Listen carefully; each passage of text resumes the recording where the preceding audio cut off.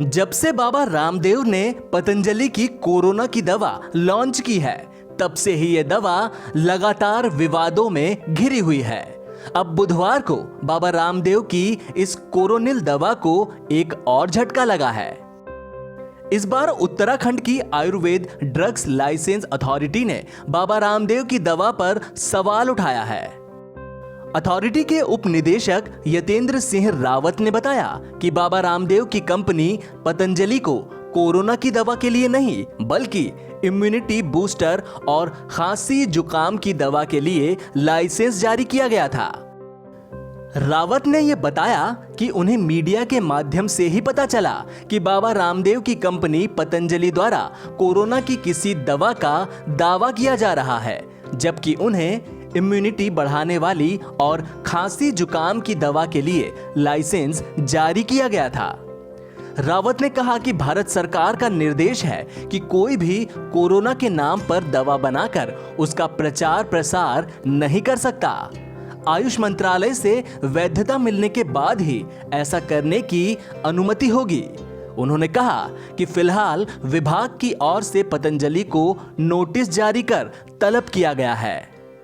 कोई भी मेडिसिन बना सकता है, उसमें कोई ये नहीं, लेकिन जो नोटिफिकेशन हमने निकाला हुआ था ये साधारण 21 अप्रैल को, आपको पता है कि जो आयुष मंत्रालय ने एक टास्क फोर्स तैयार किया हुआ था, जो कोई मेडिसिन बना सकते हैं, तो जो फॉर्मूला है वो टास्क फोर्स के थ्रू वो रिसर्च के लिए जा रहे थे।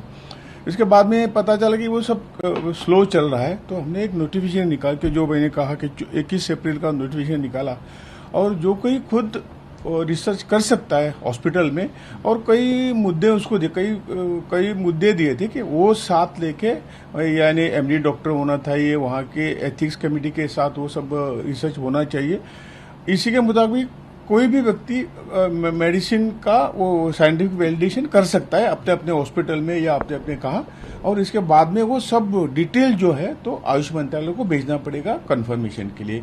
ये तो रूल था। इसी के मुताबिक हाँ, बहुत खुशी की बात है, नया मेडिसिन उन्होंने तैयार किया है, और जो तैयार किया है वो आयुष के पास आना चाहिए। इसके पहले किसी ने उसका एडवर्टाइजमेंट नहीं करना चाहिए, हमारी बात है। इसलिए हमको कहा कि आपका जो कुछ आपने किया है वो पेपर यहाँ भेज दो, वो हम आपको कंफर्म करके उसके आगे विचार करेंगे, दे देंगे।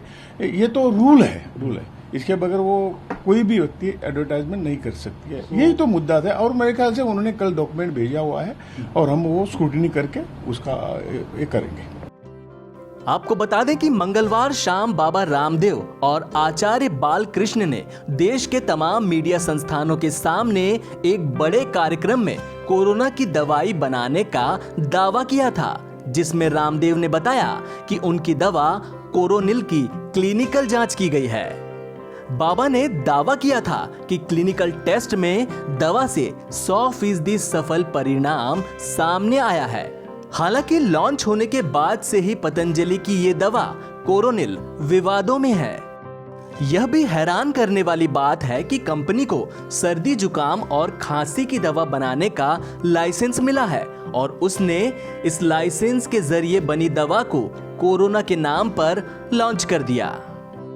उत्तराखंड की आयुर्वेद ड्रग्स लाइसेंस अथॉरिटी ने अब बाबा को नोटिस भेजकर जवाब मांगा है।